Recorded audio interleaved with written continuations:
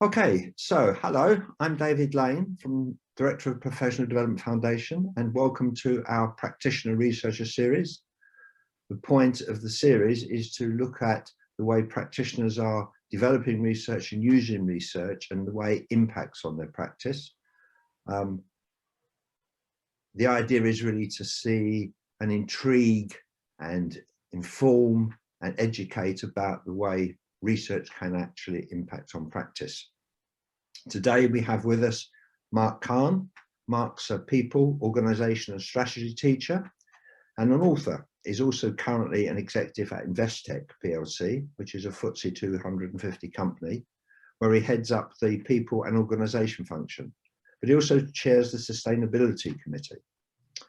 He's also a visiting professor at Middlesex University. In terms of his professional background, Marc's a chartered business coach, a coach supervisor, a clinical psychologist, and a certified sustainability practitioner. So welcome, Marc. Hi, David. How are you today? Okay, so Marc, you talk a bit in your work about seeing yourself as a scientist practitioner. So I wonder what that actually means for you. Yeah, so in the concept of scientist practitioner, I learned from you, David. So I just want to give you the credit because I think it's a powerful structure to situate how I show up in terms of how I see my work and my learning and the balance between my academic lens and my work lens. So the way I think about it is that I live in two worlds and I have to reconcile them in a sensible way. The first world is the world of work, which is really focused not on science per se, but on viability, just whatever works, basically. You know, if you looked at the world of work, that's basically its orientation. We'll do what works within the transactional possibilities and rules. And whether or not it is proved to be valid, what I'm doing, is less relevant than whether or not it is allowed and results in value creation of some kind. And that's one world I live in, and probably my primary world, and I've sort of been working for 30 years in that way. Then the other world I live in is the academic world, which is the world of science in many respects. And science is really about validity, about whether or not something can be proved to be true or not. And evidence-based, okay, is another consideration. You know, do you have the necessary evidence to underwrite whatever it is that you are conceiving of? And these are not easily reconciled because their underlying assumptions are not perfectly aligned. I mean, they sometimes align and they sometimes don't align. So this notion of a scientist practitioner is that I'm both at the same time in a single way. And I reconcile them in some way in my own interpretations. And it's until I found that concept of scientist practitioner, I always felt a certain antagonism between the paradigms, which were difficult to reconcile. But the scientist practitioner paradigm provided a home, if you like. I think it's like a home for people like me. And I don't think we know that, you know, there's an enormous population of scientist practitioners in the world. And in many respects, there's a kind of irony for it in that a lot of the academic frameworks that are used as axioms in academic life come from practitioners originally. Yeah. And so there's always been this inherently entangled relationship between those that are in the work and those that are studying the work. They can't really be separated neatly, even though they have these sort of two different paradigms. Mm. Yeah. I mean, you talk about kind of a lot of ideas coming from practitioners and practice. So kind of how have your ideas from yourself as a practitioner informed the way you look at evidence? So I think that if I look at my own work, my own academic work, if I look at the work I've produced, occasionally I have produced strictly scientific pieces of work that have come from, research methodologies that are in the mainstream. But the more significant contributions in my history, I believe, have come from simply reflecting. Maybe the word simply is not the right word. It's not a simple reflection, on the contrary. But I would say rigorous reflection on what I'm actually doing and what is really happening in the work, which gives rise to insights, which I then curate in some way and present, and then test and criticize and evolve. And then it results in some kind of academic construct. And so, if you like, it's where the source of the material comes. I mean, and I often think of, let's take Sigmund Freud. I mean, if you read Freud in the original, you see this exactly. He was a scientist practitioner. I mean, he was working, he was trying his luck in terms of what worked with hysterical patients. And then he tried things and things worked, and he read what he could. And the next thing, he produced a thesis upon thesis of it, on it. I'm not suggesting I'm Sigmund Freud, but I'm just simply, it's a classic example. Yeah. Okay. I mean, you talk about the ideas coming from yourself, and you've also talked quite a bit about the idea of actually looking at yourself as a subject of inquiry. How does that actually work? So I think that's the challenge in being a scientist practitioner. This type of work, that's the challenge. The challenge is that the object is at the very same time the researcher himself or herself. And there's a tricky, if you like, there's a tricky iterative circular balance between looking at oneself and being the one that is doing the looking. Because, so if I take myself, I'm examining myself as the subject, but who is doing the examining? Myself. And the pitfalls are extensive there. And one has to, it can be done very poorly, and it can also be done, I believe, in a very rigorous and scientific way. And that really, I guess, is the challenge. Historically, in terms of research methodologies, in the 20th century, it was, this type of research was not looked upon very fondly. It was seen to be so riddled with potential bias that it wasn't taken as seriously as it, I believe, should have been. But in the 21st century, we've seen a real surge in this type of research because it can be done rigorously, A, and we know what that looks like, and B, it's very fruitful because it's scientist practitioner, often scientist practitioner in orientation, and the fruit of good interrogation of real practitioners is super useful in the world of whichever craft or industry it's in. Okay. I mean, you talked about kind of the rigor there. I guess it raises issues of how do you judge quality in that type of research? Yes. So that, I mean, I've looked at other people doing this type of research over the last few years, because occasionally I'm asked to supervise or sit on a viva or just help people. And I've read a lot of people's work in this area, including prior to my own, I did a D-Prof. I read some other people's submissions, and I don't want to be, I want to be generous, but I think that a lot of the time the work is not really stacked up to something that I would feel proud of if I looked at that. And there's a reason for it. So let me sort of talk about when it doesn't stack up. And then I'll talk through the work I've read where it really does stack up and how I would see the difference. So I think that when I look at work that doesn't stack up, it appears as if the person is really writing a little bit of an autobiography mixed with a at times shameless self aggrandizement of some kind. Right. You know, so you kind of look at all the look what I've done, and look how exceptional it is, and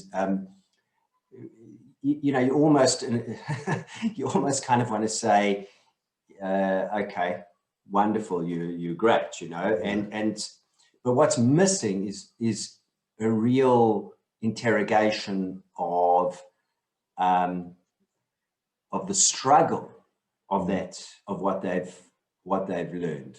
Okay, so there's a struggle in tackling a field or an area or a question or their own thing that doesn't appear there. Yeah. And I think that people can recognize that struggle when they read it. So that I'd say, so when I read on the other side, because there are a few things, I'll start with the struggle. When I read good work in this area, because I'm a human being, you don't really need to be more than a human being to recognize that this person has really struggled with the conceptual and call it sort of almost psycho-conceptual. There's no such term, but you know, it's their own psychological difficulties in reconciling various constructs that they're busy trying to understand. And you get an appreciation of that. So when you read it, you get that appreciation. You think, wow, that was not easy for what the person went through. And they've achieved something through that struggle over time. And there's an iteration, there's an iterative process they've been through to get there. And they failed, and then they succeeded, but then what they learned didn't really make as much sense as they thought it would, and something else emerged. And a person knows it when they read it. So when you read the former, you don't get that feeling. You feel like this is a little bit of a pitch on how wonderful I am. Okay. So that's the one difference. I mean, there are others.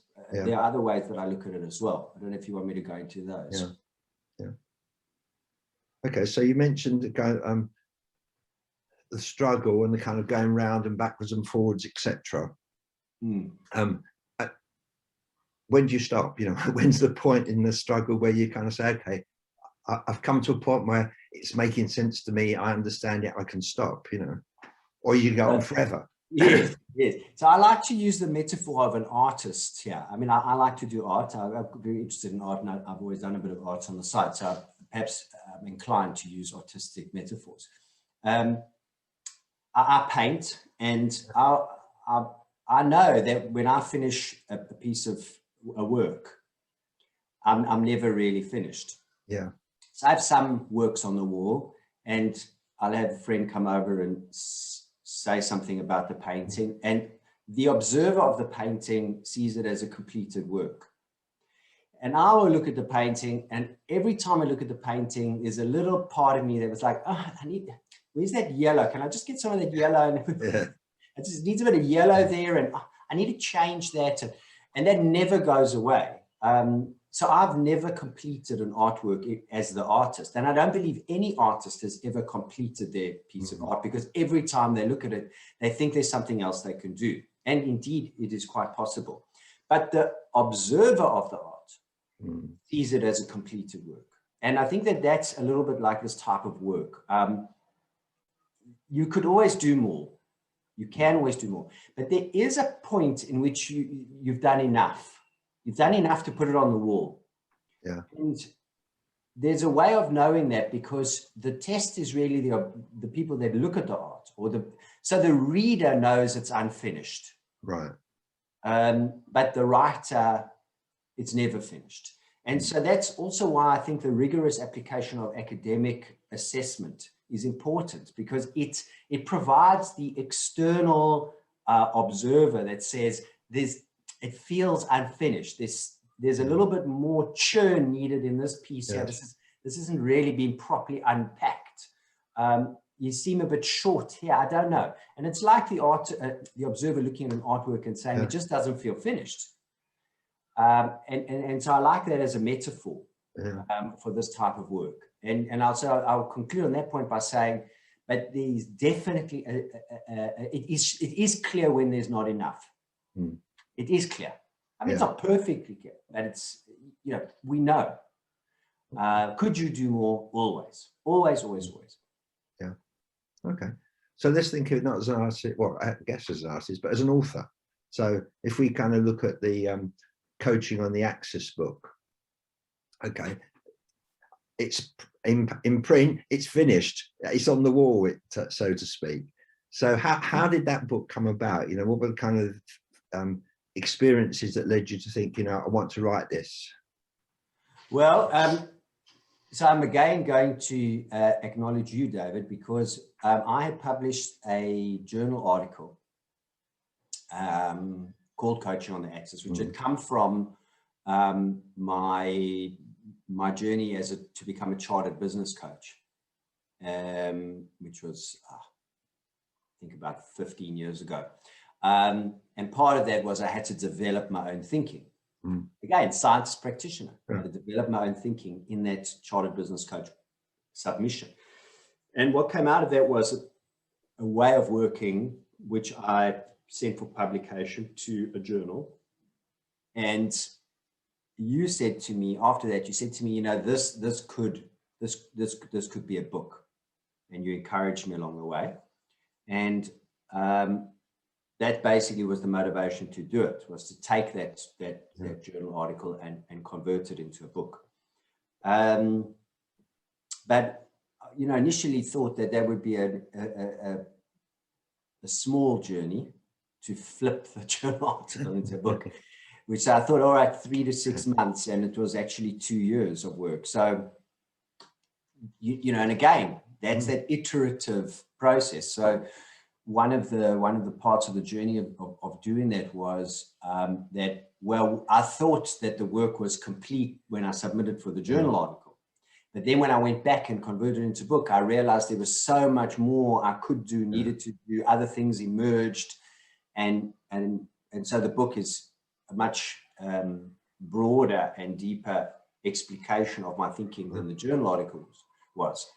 And that was published 7 years ago. And now I feel it's a bit dated. And when I look at it now, there's that temporal quality actually work as well, is that as time passes, new thinking emerges, I change, the industry changes. And now I feel I need to rewrite some of those things, or add some things, or change some things. The problem is it's not so easy to do with a publication. So there's that process of kind of never being finished is continuing. Exactly. So you might say that it's also, as I said, there's a temporal quality to it, in that what feels finished now, because in the world changes and moves and learns, and so does one. In 2 years' time, now is a bit unfinished. And so that's the nature of things, which would be true of all science. Back in the day when I was young, they used to say you must use margarine, not butter. It's much better for your health. That was science back then. Yes. We know now that suddenly now we say, no, that's not a good idea. Margarine is eating plastic. Bad idea. Right? And then you think, well, what are they going to say in 10 years' time? I mean, in looking at in a sense, the struggle to move from the article to kind of developing the book, obviously you said, you know, one of the things is actually a lot of new ideas came in, etc., etc. I think one of the intriguing things in the book is you're actually looking at working with complexity.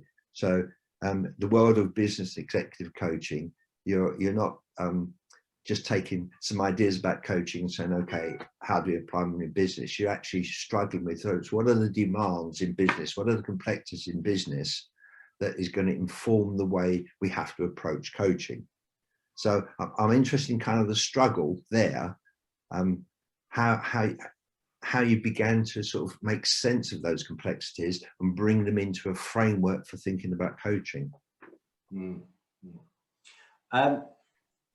Yes, I think I continue on that struggle. It's not one that I don't think it is a resolvable struggle. I should just say that up front because of the nature of complexity. But I've always been uncomfortable with what I call I call them now cookie cutter approaches to things. Yeah.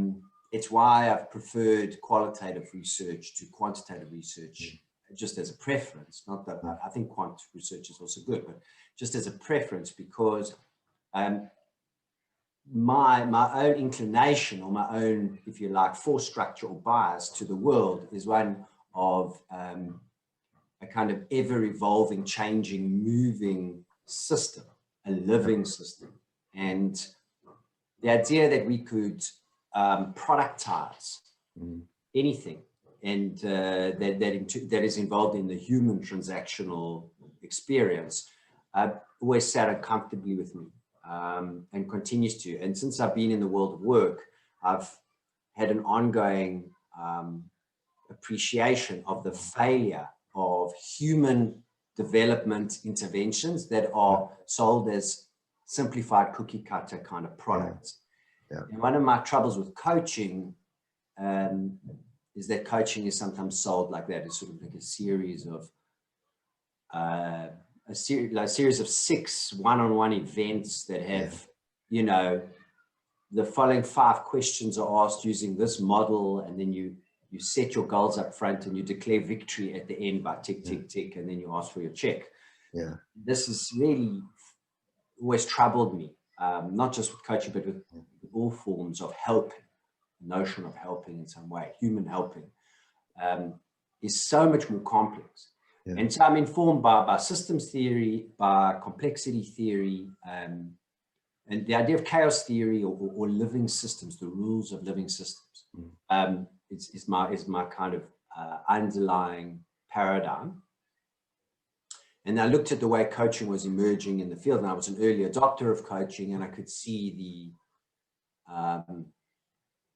I guess the train was on the wrong train tracks, and to some extent still is, unfortunately. And so I felt it was important to try and reconcile coaching as an offering inside of a systemic, complex human environment called an organization. And I tried to conceptualize how it needed to happen in order to be aligned to that perspective or way of relating. And that's gave rise to my approach. Okay. I mean, you talk about is kind of coaching on the axis.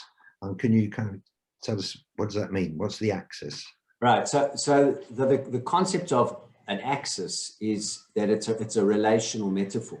It's the connection between the parts rather than the parts themselves. So when we think about coaching, we sometimes think about I'm coaching an individual, or I'm coaching these individuals, I'm coaching this team. You know, it's the idea that the object of the work is, call it inside the skin of this person, and we're going to go into the interior of this person and fiddle around with them using incisive questions and fancy models, and you know, they'll go from state A and end up in state B. And this idea troubled me because it's lacking in an appreciation of the way value is created, or the way human relationships achieve through their relatedness some kind of outcome that's desirable. And because it's really in the way that human beings interact, the way they come together, the axis between them, that gives rise to outcomes that are valuable. It's how we work together that is the key. It's not to say that our interiors are excluded. In fact, our interiors are core in the kind of chemistry, sort of the way the chemicals interact and what they produce together than any one particular chemical, if you wanted to think about it in a sort of alchemical idea. So coaching on the axis is a locator. It doesn't tell you what model to use when you coach. It tells you where to locate yourself. It tells you where to coach. So you coach on the relational interface and the way that those relationships are coming together, they create an outcome, rather than fiddling around with one or other node on that interface. Okay. You know, and you could use neuroscience. It's also useful because you could use the way the brain works. Brain is the same. You know, it's the way that that the brain comes together in its neurology that gives rise to outcomes. You can't pick a particular point here and say, let's fix this. It works holistically, if you like. Okay, so what's in that relational interface? So, I mean, the way that I think about it is that you've got, let's start with the individual. Okay, so you've got the notion of the individual and individuals interacting with individuals. So at the individual level, we've got all the things that you commonly expect when you learn about coaching. You've got the person's personality and their history and their competence and their learning style and their, it's the whole list of all the things that we know what to do, and their story and who they are and their identity and all these good things. So that's important. Call that a chemical in the chemistry. So it's important to understand that because if that changes, it changes the chemistry as a whole. But understanding that is not enough. You can't just work in that, because that person is working with other individuals who are similarly bringing all those things about who they are. And it's the way that they interact together that gives rise to the third, if you like, which is how it's what happens with the we. So there's everything from what is the nature of our relationship through to culture and things of this nature. So the idea then is to look at how what people bring and who they are to each other, what happens in the interaction. That's really the key question that is asked, and the extent to which that's working or not working, rather than changing an individual to meet the fantasy of another individual's view. So if someone's have a manager, for example, who would say, well, wouldn't it be good if my subordinate could be like this or do like that? It's a very simplistic, one-directional idea, lacking in complexity, because there's something in the way who the manager is and who the subordinate is, the way they come together that, that gives rise to these ideas. I mean, so a simple way I think about it is that inside any organizational system, there's a role. And the role is a preconceived set of ideas around what the person's responsible for and what outcomes look like. Then you've got all the uniqueness of an individual that takes up a role to create outcomes for which they're rewarded. And the reward could be financial, but it's all the non-financial stuff as well. But the trick is that the other people that person's working with are also unique individuals taking up other roles to create value. And all those roles are interacting with all those unique individuals in a shared value creating activity. And something happens in the way that comes together, which really is the measure of value creation. And so for coaching not to work with that as the construct, the axis, if you like, the axes between, is a failure to understand what really the purpose of the work is, which is value creation in some way.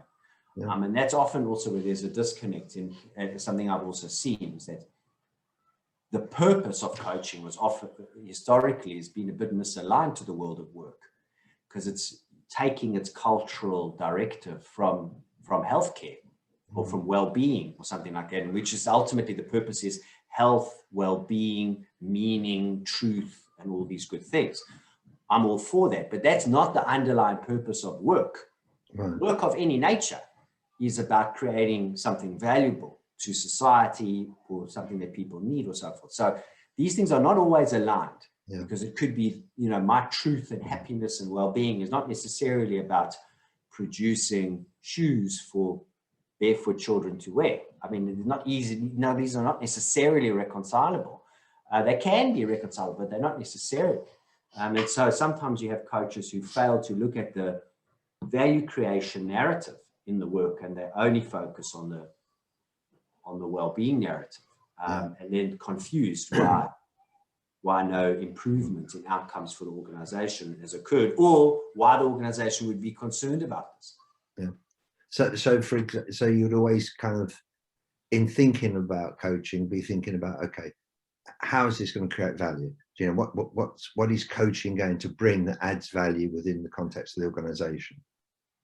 Yes, and I make a distinction between life coaching and business coaching there. Right. Okay.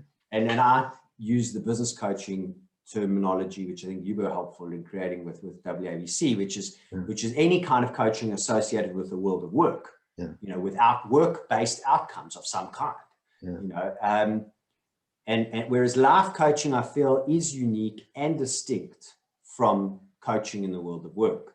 And unfortunately, one of the I guess it's one of the challenges of the coaching industry still today is that it makes very little distinction between these. And I see them as, you know, fruit and bicycles. I mean, they are very, very different, because life coaching in many respects is sort of future-focused, solution-oriented counseling.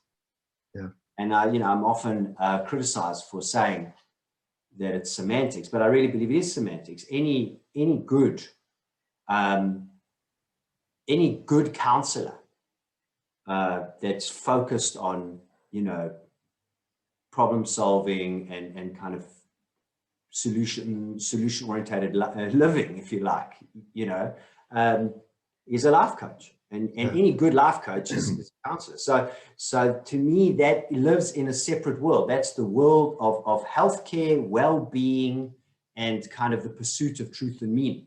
That is not about work. The world of work is very different. Fruit and bicycles. The world of work is about producing some kind of valuable outcome. I'm not talking about capitalism here, just to be clear. Any form of work, whether you're digging in the fields to make carrots to eat with your stew, that is work. You can have, it's not necessarily aligned to health, well-being, truth, meaning, and purpose. It can be aligned. And that is one of the axes you need to look at when you coach. Is the degree to which the deployment of my talent to achieve some kind of outcome here that's useful. To what extent is it aligned with my values, my work-life balance, my sense of meaning and purpose, my happiness? This is an axis in itself. So, you know, there needs to be thought through in coaching. But if the organization or the entity that is paying for the coaching is not the individual themselves, then their interests are going to be heavily weighted in favor of a value of increasing valuable value creation of some kind. That's why they're paying. Otherwise, they wouldn't pay. If they were just paying for health and well-being, that's a separate budget. They would be paying for it out of a duty of care to their staff, which I'm all for. But that's not business coaching. That's a budget around keeping people healthy and well, which is different. I mean, you talk a lot about the importance of values, and I know an important value to you is this issue of sustainability. And you're very concerned with the kind of businesses, the sustainability of business, global development goals, etc. How do you think coaching has a role in this? Absolutely. You see, I mean, it's one of the things that I think is exciting about what's happening with the world in the 21st century, is that we're seeing a consolidation of previously perceived to be irreconcilable concerns for humanity and the planet.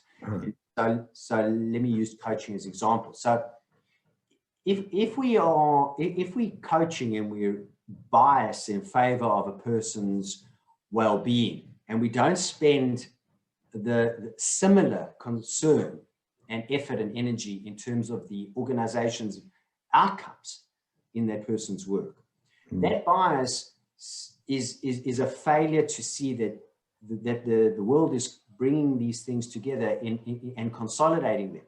We need to live in a world where human well-being, planetary well-being, and commercial outcomes, and I underline, and commercial outcomes, are inherently entangled in a symbiotic single consideration. That if any one of these three was to be favored over and above any of the others, this causes destructive systemic consequences for us all. So when you favor human needs over commercial needs, people might think that's a good idea. They might feel good about that. It's not sustainable, because the commercial needs produce the wealth necessary to support the human needs. And when you favor commercial needs over human needs, then you're pulling off your nose to spite your face, because the whole point of commercial success is to make the world, you know, a better environment for human beings and other living things.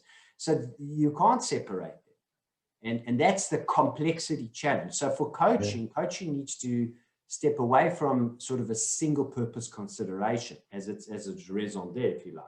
And it needs to think about the fact that when one coaches, one has to have a multi-stakeholder consideration and not bias in anyone's favor. And that's very difficult. I mean, you know, it's, most coaches find that hard to do. It is hard. It's harder. And it should be why good, excellent business coaching is more, it earns more, because it's more difficult to do and it's a much more complex consideration. So if I go back to sustainability, I mean, I think we sometimes make the mistake when we use the word sustainability, is that we think about it as, well, it's now about climate concerns or about social concerns of some kind, and it's not about business. This is a mistake, one which I tackle every day. You know, so in fact, yesterday I had someone in our company say to me, when we were looking at a sustainability linked loan, say to me, this is the tail wagging the dog. And I said to him, well, what do you mean? He said, well, you know, we're trying to make money here. We're not, but we're linking it to sustainability concerns. It goes the other way around. And I had to work with him in his own conceptualization to say, no, there's only a dog. There is no tail in a dog. There's just a dog. You know, I didn't actually work so well.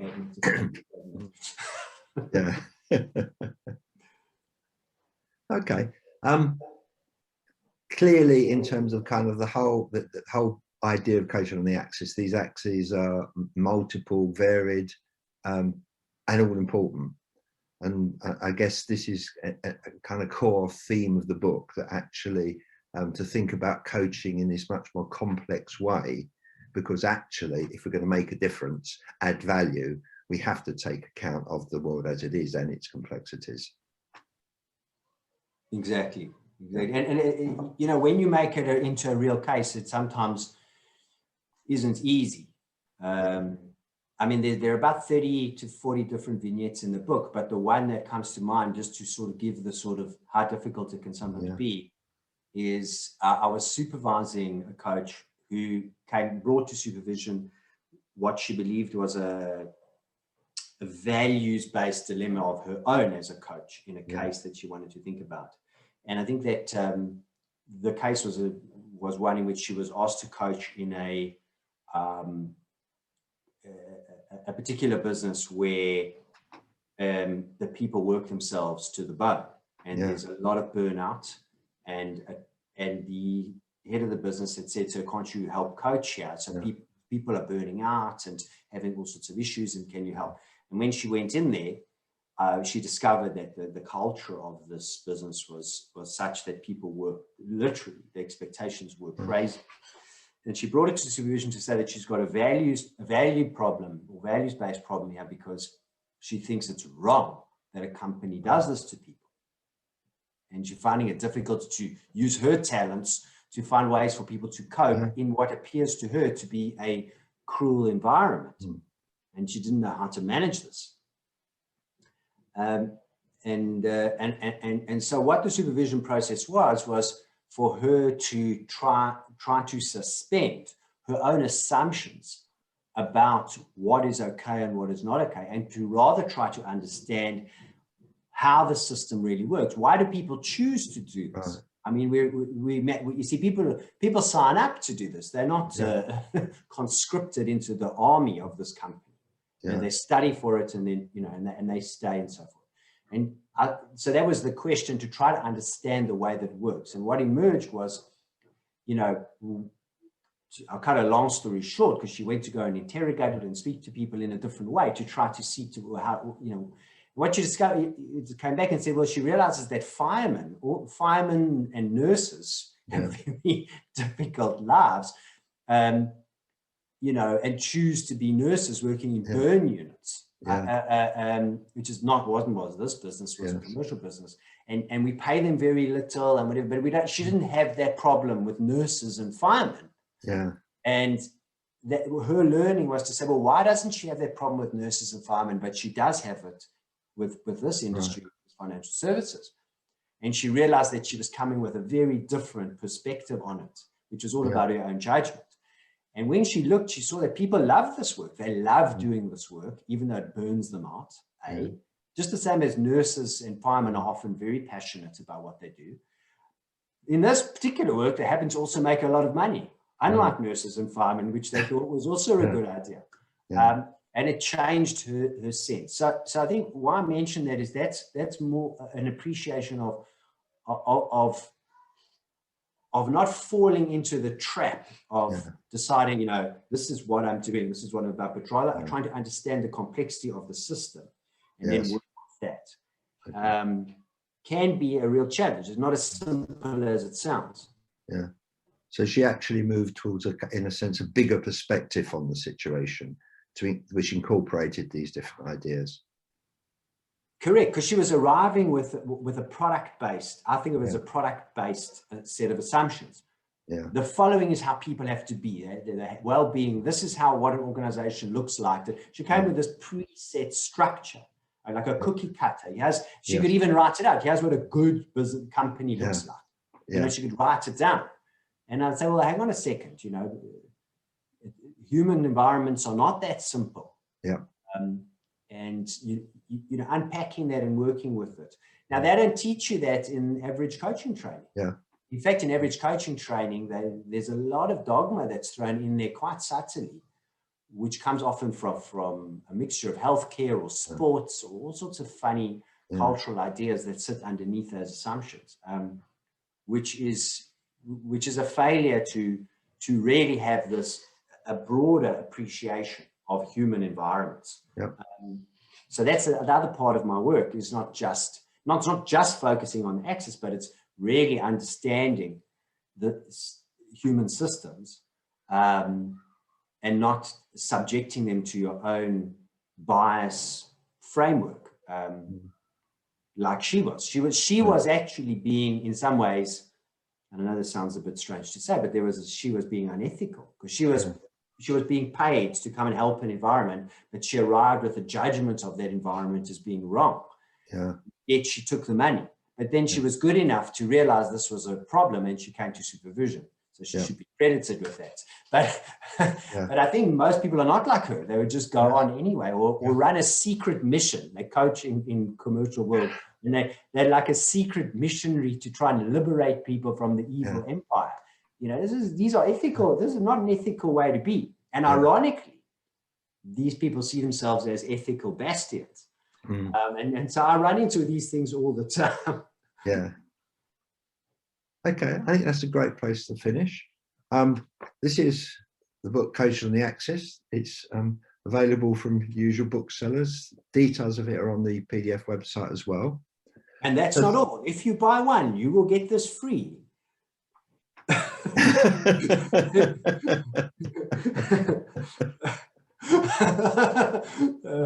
Great. Thanks a lot, Mark. One final thing, I'm kind of intrigued by the sculptures sitting on your mantelpiece. Yes. So those are, aside from the mask on that side, the large ones was just a piece of African art, which I like.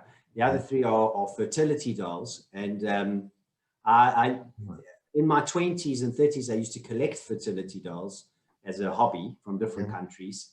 And those are three of my favorites, the smaller ones. But I stopped collecting them after my fourth child, and I realized they were very effective. Super effective. In fact, I do not recommend collecting them if you don't want lots of children. Okay, thanks, Mark. Appreciate it. Pleasure. Thanks, Dave. Take care.